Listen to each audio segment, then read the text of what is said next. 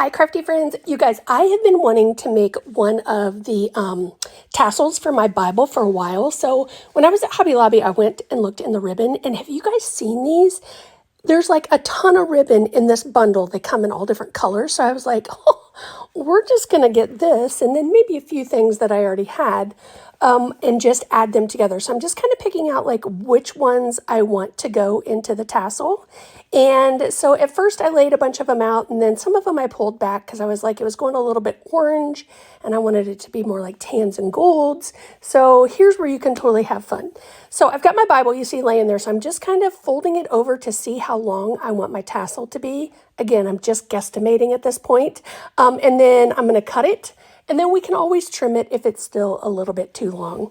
But once I get that cut, then what we're going to do is take another piece, and I'm using kind of like a corded ribbon, and we are going to tie that around the center. And so I made this extra long because this is the part that's going to lay in the spine of the Bible up to the top.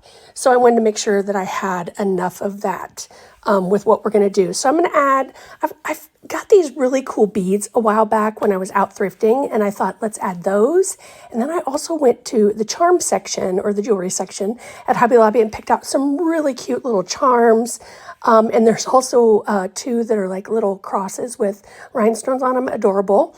And then I was like, wait, I have those gold feathers, and I have a thing for feathers. So I was like, let's add that on as well. So at the end of one of the ribbons, I just put a little hot glue, and then I've just got a little scrap piece of ribbon that we're just going to kind of wrap around that so that it doesn't look like it's hot glued to the end.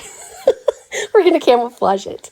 But once I got all my little charms on and added in, now I just tied them onto my ends. You could actually have it hanging more like a charm at the top where you made that knot. Totally however you want to do it, but I thought them just kind of hanging would be a fun way to have them on there. And who knows, maybe I'll add more to the top of this. So again, you can see I didn't make it tight enough when I was wrapping the first time, so I just finally got it done. All right, so here's that bead I was talking about. I got like a whole bunch of them, and they're just super cool. So I was like, oh man, I want to use this. And then I had also, a while back, you'll see them here in just a second, I got these. They almost look like brass, and they were like in the hair section at the Dollar Tree, and they're so stinking cool. So I was like, oh, well, let's add one of those to the where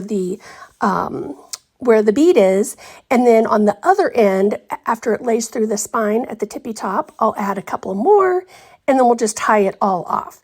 So this is where you can really just have fun with your tassel, create it however you want. Here's those little things I was talking about. They're so random, but I was like, oh, I have to have those. So you can see how once I get this part done, I've got a knot right at the top of the spine, and then obviously my tassel at the bottom. But I just love how this turned out. Oh my gosh. All right, friends, thank you so much for watching. Don't forget to follow the page for more crafts. Thanks, friends.